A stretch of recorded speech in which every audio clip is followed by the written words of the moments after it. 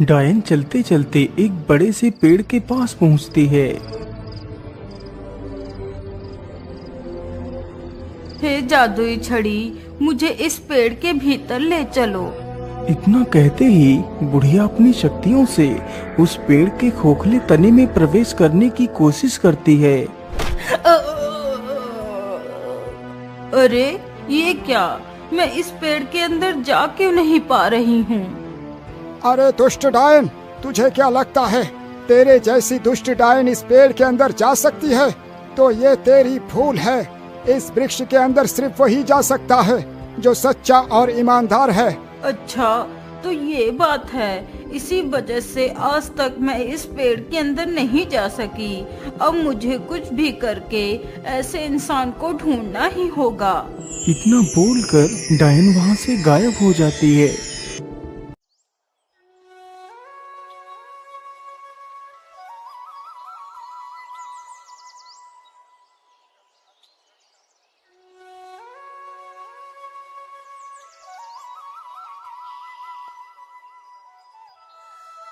सेठ जी, मुझे कुछ पैसे दे दीजिए। मेरी माँ की तबीयत बहुत खराब है। मुझे मेरी माँ के लिए दवाइयाँ लेनी है। मैं आपके पैसे जल्दी चुका दूंगा। अरे नहीं मोहन, तुझे क्या लगता है मैं तेरे जैसे भिखारियों को मुफ्त में ही पैसे बांटता हूँ? पहले तू मेरे पास अपनी कोई कीमती वस्तु गिरवी रख, फिर मैं तुझे पैसे दूंगा। लेकिन सेठ जी, मेरे पास तो ऐसा कोई वस्तु नहीं है, फिर मैं आपके पास गिरवी क्या रखूं? अरे मोहन, तेरे पास तेरे दोनों बैल तो है ना, तू उन्हीं बैलों को मेरे पास गिरवी रख दे। लेकिन सेठ जी, उन्हीं बैलों से ही तो मैं मजदूरी करके आपके पैसे लौटाऊंगा। यदि मैं आपको वो बैल भी दे दूंगा तो मैं क्या करूंगा सेठ जी? मेरा सहारा तो वो 2 बैल ही है। देख मोहन, वो सब मैं नहीं जानता। यदि पैसे चाहिए तो बैल तो देने ही पड़ेंगे। हे भगवान, अब मैं क्या करूं? यदि दवाई लेकर नहीं गया तो मेरी माँ मर जाएगी। मैं ऐसा करता हूँ, अपने बैलों को ही गिरवी रख देता हूँ। क्या हुआ मोहन, तुम क्या सोच रहे हो? कुछ नहीं सेठ जी, मैं तैयार हूँ। आप मेरे बैलों को रख लीजिए, बस आप मुझे उन दोनों बैलों के बदले 20 रुपए दे दीजिए। ठीक है, ये लो 20 रुपए। मोहन तुरंत ही 20 रुपए लेकर बाजार जाता है और अपनी माँ के लिए दवाइयाँ खरीदता है तथा 1 महीने का राशन ले लेता है। हाँ, मैंने सारा सामान ले लिया है। चलो अब वापस घर लौट चलता हूँ। इतना कहकर मोहन अपने घर के लिए निकल पड़ता है।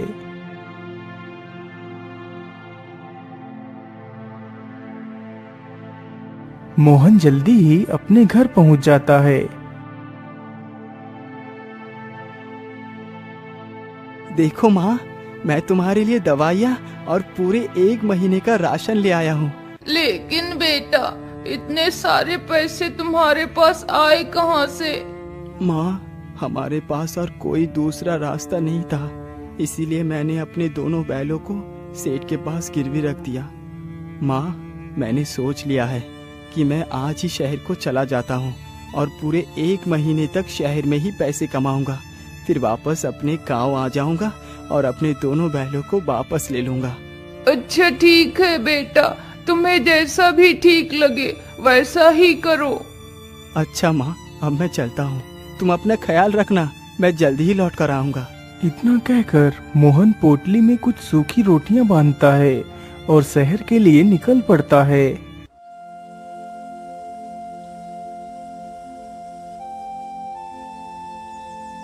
मोहन चलते चलते काफी ज्यादा घने जंगलों से होकर गुजरता है। अरे राम राम राम, मैं तो चलते चलते कितना ज्यादा थक गया हूँ। मैं ऐसा करता हूँ, इसी पेड़ के नीचे चलकर थोड़ा सा आराम कर लेता हूँ और कुछ खा पी लेता हूँ, फिर आगे चलूंगा। इतना सोचकर मोहन पेड़ के नीचे ही बैठ जाता है और अपनी वही सूखी रोटियों की पोटली को खोलता है। अरे क्या बात है बेटा, देखने में तो तुम बड़े ही भोले और शरीफ लगते हो। तुम ये सूखी रोटियां क्यों खा रहे हो? क्या करूं माता जी, इस गरीबी ने मुझ पर इतना बड़ा जुल्म ढाया कि मैं एक वक्त का खाना भी नहीं खा सकता। इसीलिए मुझे जो कुछ भी मिल जाता है वही मेरे लिए पर्याप्त है। अरे बेटा, ये तो बड़े ही दुख की बात है। वाकई गरीबी जीवन का सबसे बड़ा अभिशाप है। वैसे तुम जा कहाँ रहे हो? माँ जी, मैं शहर जा रहा हूँ ताकि कुछ पैसे कमा सकूँ। यदि तुम मेरी बात मानो तो तुम्हें शहर जाने की कोई आवश्यकता नहीं पड़ेगी। तुम यहीं पर इतना सारा धन प्राप्त कर सकते हो जो तुमने कभी सपने में भी नहीं सोचा होगा। लेकिन इतना सारा धन यहाँ पर कैसे मिल सकता है? मैं कुछ समझा नहीं।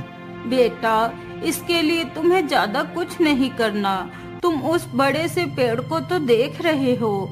उसी पेड़ में एक खोखला तना है। मैं तुम्हें अपने जादू से उस खोखले तने के भीतर भेजूंगी। उस पेड़ के अंदर एक गुफा है जिसमें 3 दरवाजे हैं। एक दरवाजे में तांबे के सिक्के हैं और दूसरे में चांदी के सिक्के हैं तथा तीसरे में सोने के सिक्के हैं। तुम्हें जो भी सिक्के चाहिए हों तुम अपनी मर्जी के हिसाब से ले सकते हो। लेकिन माताजी, आप ये सब मुझे क्यों बता रही हैं, जबकि आप खुद उस सारे सोने को निकाल सकती हैं? बेटा, यदि मैं उस पेड़ के अंदर जा पाती तो कब की चली गई होती। यदि तुम जाने के लिए तैयार हो तो बोलो। तुम जो भी सोना लेकर आओगे उसमें से मुझे कुछ भी नहीं चाहिए। तुम बस मेरे लिए उस चकमक डिबिया को ले आना। क्या करूं? शायद ईश्वर ने मेरे मदद के लिए इस बूढ़ी माँ को भेजा है। मैं इनकी बात को मान लेता हूँ। क्या हुआ बेटा, तुम क्या सोच रहे हो? कुछ नहीं माताजी, मैं तने के अंदर जाने के लिए तैयार हूँ। तो फिर ठीक है, चलो मेरे साथ। इतना बोलकर वह बूढ़ी महिला मोहन को उस पेड़ के पास ले जाती है। क्या तुम तैयार हो अंदर जाने के लिए? हाँ हाँ, मैं तैयार हूँ। तो फिर ठीक है, यह जादुई औषधि अपने पास रखो। जब तुम पेड़ से बाहर आना तब इस बोतल की ढक्कन खोलकर जादुई औषधि को अपने ऊपर डाल लेना तो तुम बाहर आ जाओगे। उस बूढ़ी महिला से मोहन उस जादुई बोतल को ले लेता है। तभी वह जादूगरनी अपनी छड़ी से मोहन को तने के अंदर भेज देती है।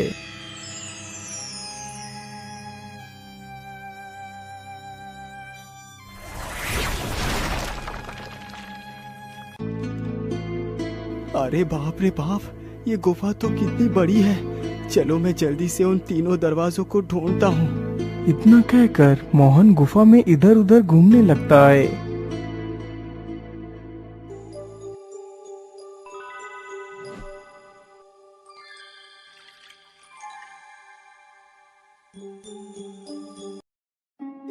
मोहन गुफा के भीतर काफी देर तक इधर उधर घूमता है, लेकिन उसे वह 3 दरवाजे कहीं भी दिखाई नहीं देते।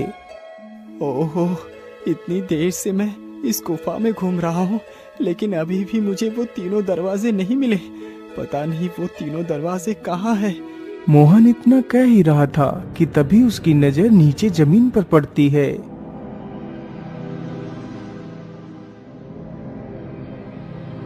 अरे ये क्या? ये तो एक गिलहरी है और इसने तो अपने मुंह में एक सोने का सिक्का दबा रखा है। इसका मतलब जिस ओर से ये गिलहरी आ रही है उस ओर ही वो 3 दरवाजे हैं। मुझे उस ओर ही चलना चाहिए। मोहन उस ओर को ही चल पड़ता है जिधर से वह गिलहरी आई थी। कुछ दूर चलने के बाद मोहन उन 3 दरवाजों के पास पहुंच जाता है। अरे मैं तो उन 3 दरवाजे के सामने ही खड़ा हूँ। चलो जल्दी से दरवाजे को खोल कर देखता हूँ। इतना सोचकर मोहन दरवाजे के पास जाता है और उस दरवाजे को खोल देता है तो देखता है कि हर तरफ तांबे के सिक्के ही सिक्के थे। अरे वाह, जैसा उस बूढ़ी महिला ने बताया था यहाँ तो एकदम वैसा ही है। तो इसका मतलब सोने और चांदी की सिक्के का दरवाजा अभी बाकी है। चलो जल्दी से दूसरा दरवाजा खोलता हूँ। इतना कहकर मोहन गुफा का दूसरा दरवाजा भी खोल देता है तो देखता है कि दूसरे दरवाजे के अंदर सब चांदी के सिक्के ही पड़े हैं। चलो अब मैं जल्दी से उस सोने के सिक्के का दरवाजा भी खोलता हूँ। फिर मोहन तीसरा दरवाजा खोलता है।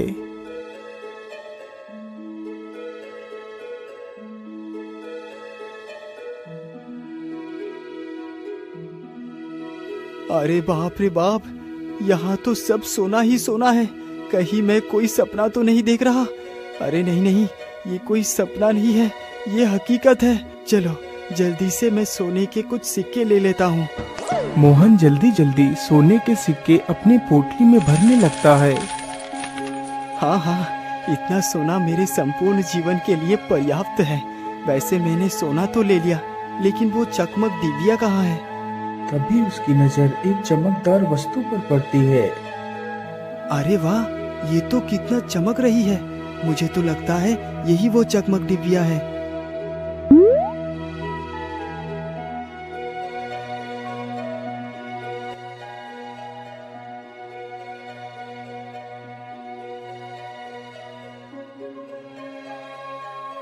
आखिर वो जादूगरनी इस डिबिया का क्या करेगी? वैसे भी अब मुझे इस डिबिया के बारे में जानने की जरूरत ही क्या है?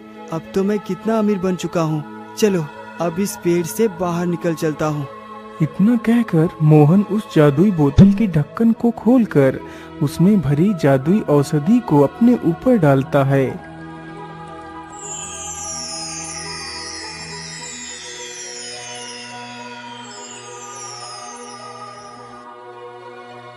अरे वाह युवक, तुम तो कितने बहादुर हो। जिस कार्य को कोई नहीं कर पाया वो तुमने कर दिखाया।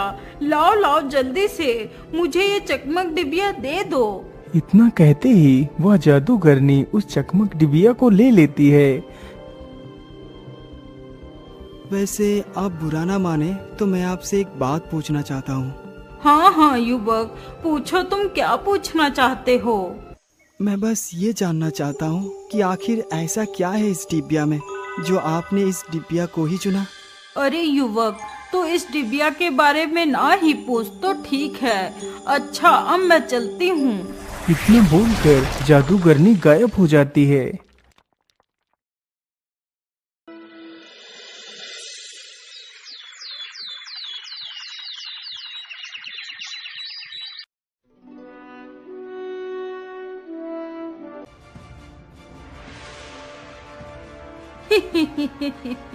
अरे दुष्ट राजा, तूने मुझे इस राज्य से बाहर निकाला था ना। देख मैं फिर से आ गई। अब तू मेरा कुछ भी नहीं बिगाड़ पाएगा। सिपाहियों, इस पागल जादूगरनी को पकड़ के ले जाओ और कारागार में डाल दो। हे चकमक डिबिया, तू इस महल के सभी लोगों को सम्मोहित करके मेरा गुलाम बना दे।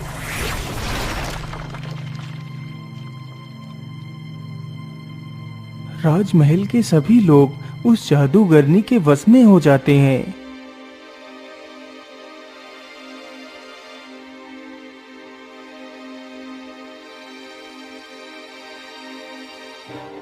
आज से मैं हूँ इस राज्य की महारानी। आज से इस राज्य में सारे काम मेरी मर्जी के मुताबिक होंगे।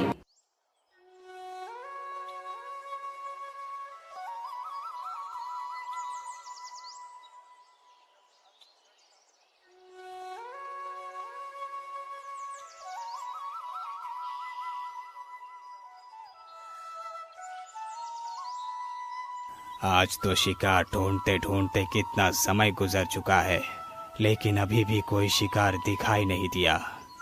शिकारी यह सारी बातें सोचते हुए जा रहा था, तभी उसके कानों में कुछ आवाज आती है। अरे ये कैसी आवाज है? मुझे तो लगता है कोई जानवर कुछ खा रहा है। अरे ये आवाज तो उन झाड़ियों की तरफ से आ रही है। चलो चल कर देखता हूँ।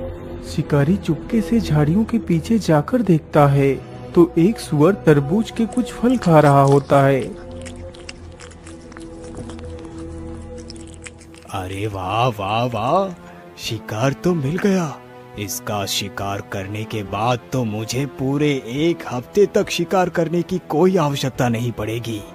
इतना कहकर शिकारी अपना धनुष बाण संभालता है और उस सुअर पर निशाना लगाता है और अपना तीर उस सुअर के ऊपर छोड़ देता है।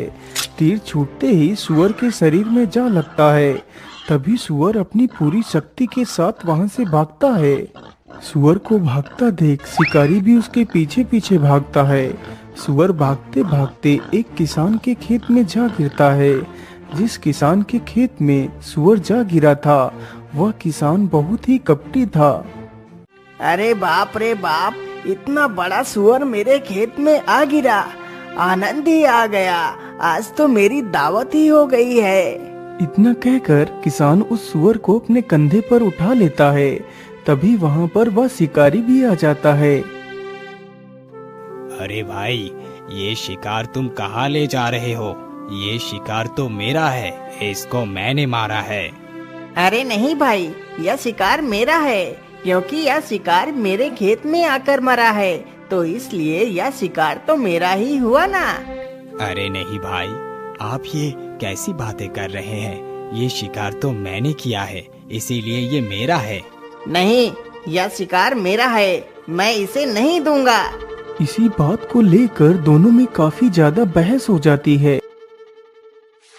अरे भाई, क्या बात है? अब लोग आपस में क्यों बहस कर रहे हैं?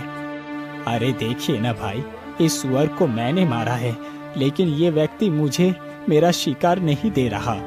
नहीं, यह शिकार मेरा है, मैं इसे नहीं दूंगा। फिर वह दोनों अपनी अपनी बात उस व्यक्ति को बताते हैं। उन दोनों की बात सुनकर वह व्यक्ति भी घबरा जाता है कि वह किसके पक्ष की बात करे। अरे भाई, आप लोग आपस में ही झगड़ा मत करो, तुम दोनों राजा के पास चले जाओ, वो तुम दोनों का फैसला जरूर कर देगा। इतना सुनकर दोनों व्यक्ति राजा के पास जाते हैं और अपनी अपनी समस्या उस डायन को सुनाते हैं। ओहो, अब मैं क्या फैसला सुनाऊं? मैंने तो कभी भी कोई फैसला किया ही नहीं। महारानी जी, आप कुछ बोल क्यों नहीं रही? ये शिकार मेरा है। अरे नहीं दुष्ट शिकारी, यह शिकार उसी का है जिसकी जगह पर ये जाकर गिरा है, इसलिए यह शिकार तुम्हारा नहीं है। उस जादूगरनी ने फैसला उल्टा सुना दिया। बेचारा शिकारी दुखी होकर वहाँ से चला जाता है और फिर से जंगल की ओर जाता है।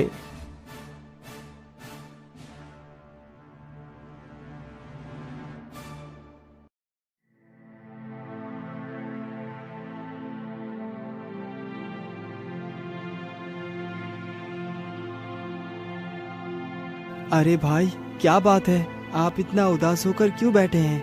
फिर शिकारी अपनी सारी दास्तान मोहन को सुनाता है। ये तो बड़ा ही गलत हुआ, लेकिन महाराज ऐसा गलत फैसला कैसे सुना सकते हैं?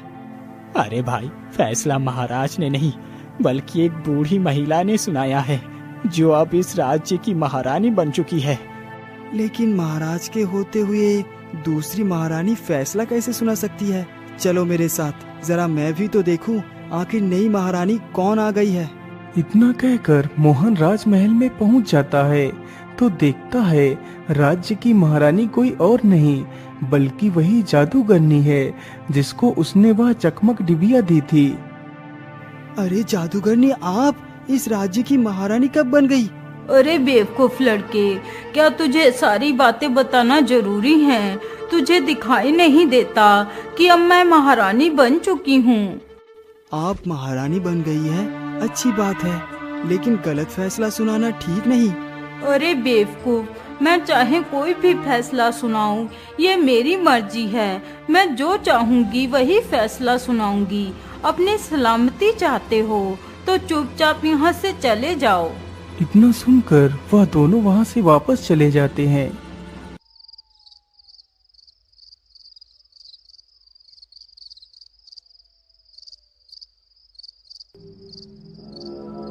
आखिर ये डायन जादूगरनी इस राज्य की महारानी कैसे बन सकती है? मुझे इसका पता लगाना ही होगा। कहीं ऐसा तो नहीं वो जादूगरनी उस चमक टिबिया की मदद से ही ये सब कुछ कर रही है? मैं ऐसा करता हूँ, उसी स्थान पर चलकर देखता हूँ, हो सकता है कोई सबूत मिल जाए। मोहन रात्रि में ही उस स्थान के लिए निकल पड़ता है।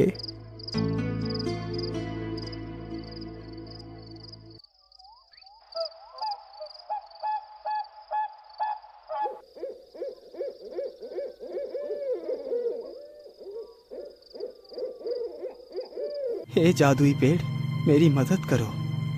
अरे भाई, क्या बात है? तुम इस वृक्ष से क्या सहायता चाहते हो? अरे भाई, आप इधर उधर क्या देख रहे हो? मैं तो पेड़ के ऊपर बैठा हूँ, मैं तो एक तोता हूँ। फिर मोहन उस तोते को सारी कहानी सुनाता है।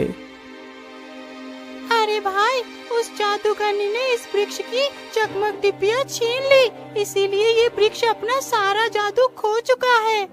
नहीं तोता, वो चकमक डिबिया मैंने ही उस डायन को दी थी। क्या वो चकमक डिबिया तुमने उस डायन को दी है? लेकिन क्यों युवक, तुम्हें पता नहीं वो जादूगरनी उस चकमक डिबिया की सहायता से विनाश ला सकती है। अरे तोता, मैं उस चमक डिबिया की शक्तियों को नहीं जानता था, मुझसे बहुत बड़ी भूल हो गई है।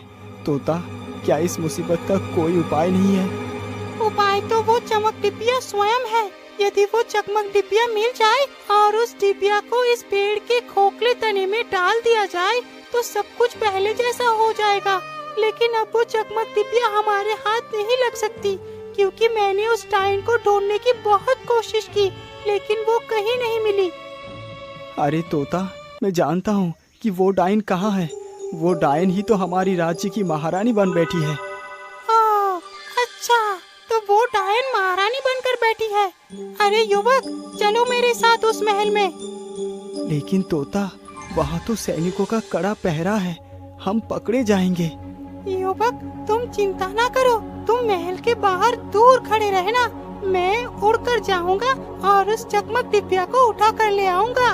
इतना सोचकर दोनों चुपचाप उस डिबिया की तलाश में निकल पड़ते हैं। दोनों चलते चलते जल्दी ही उस महल के करीब पहुंच जाते हैं। तोते, यही वो महल है जिसके अंदर वो दुष्ट डायन रहती है। अच्छा ठीक है युवक, तुम यहीं पर रुको, मैं अभी आता हूँ। इतना बोलकर